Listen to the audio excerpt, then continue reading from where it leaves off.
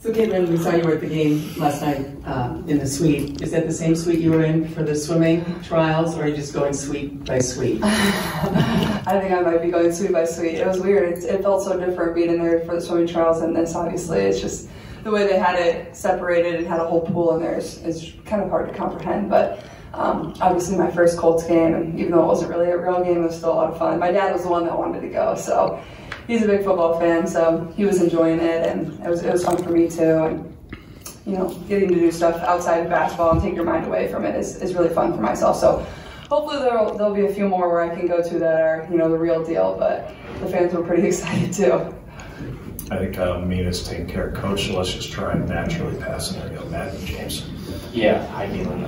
Kind of on a similar vein, what's it been like to, you know, whether it's the swim trials or whether it's the Colts game, just continue to integrate into the city 4 months into your pro career? Yeah, it's cool. Like, it's cool to see how the city supports all the sports here and the events that we have here. Like, it's a great city to host certain events in. If I'm not mistaken, I think the women's Final Four comes here in a few years. The men's Final Four is here.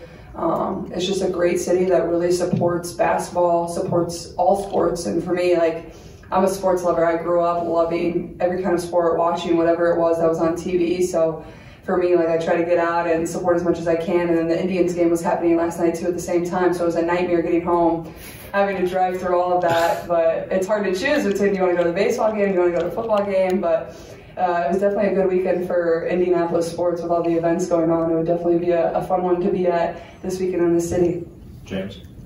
Kevin, I've been nerding out about this, and I wanted to ask you, but when it comes to your dribble drives, how much better do you think you are, like, hand-to-hand combat and, like, just getting people's hands off of you with using your hands, if that makes sense?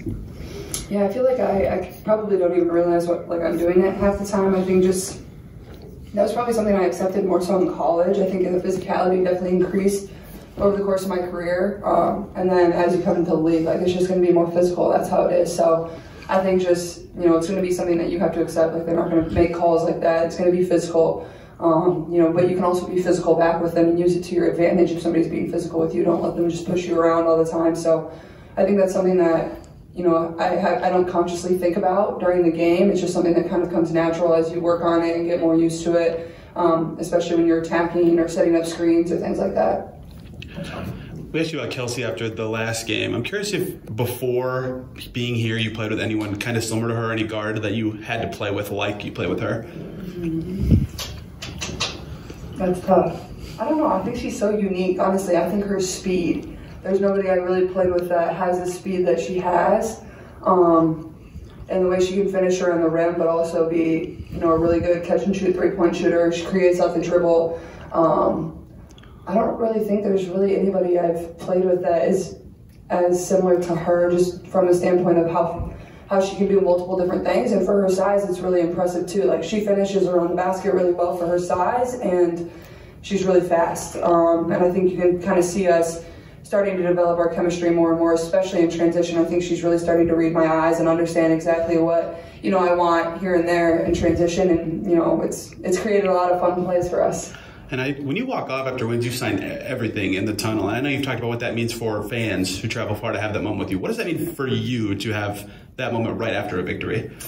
Yeah, it's fun. The more we win, the more I sign. So the fans better keep their fingers crossed. The more we win, I'll sign more, and it's fun. Like, a lot of those people, like, they travel from really far to get here. I mean, there's a lot of people that come up to my parents throughout games, and people come from Vermont. I know people are here from, like, Buffalo, New York, and are driving all these ways to, you know, just have one experience in this gym with us. And for me, that's really cool. And there was actually a young girl that my parents ran into. My mom was actually in the Kansas City airport, and she was coming to her first ever Fever game, and she was just really excited. And my mom had one of my, like, trading cards with her in her purse and gave it to her, and she started crying. And I actually ran into the little girl in the tunnel after the last game. So I think it just, you know, puts into perspective, you know, how special these moments are for people, whether they meet you or not.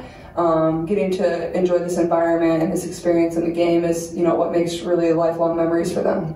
You know, Christine, then Lou.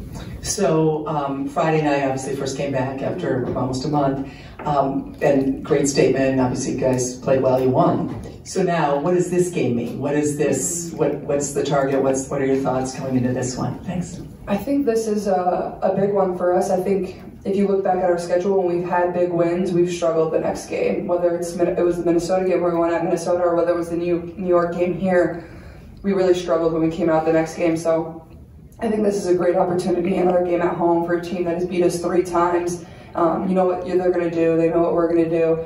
But I think just using the crowd, using this home court advantage and really playing into that, but also using the confidence and the momentum that we built on Friday coming into this game. So I think it's a really important game for us. You know, I think it's one that we can continue to stack wins and build confidence on. So I hope we can change history of how we've gone about really great wins, and then the one after that, I think this one will be good for us.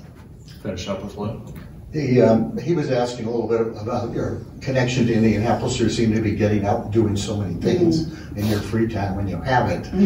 Did you know much about the city before you knew you were coming here? And when it looked like you were going to come here, did you study up on it at all? I didn't study up, no, but I mean, I was fairly familiar. I had come here a few times for AAU basketball stuff. We used to have some tournaments out at one of the facilities. I want to say maybe it's in Carmel area. They have that really nice basketball facility out there.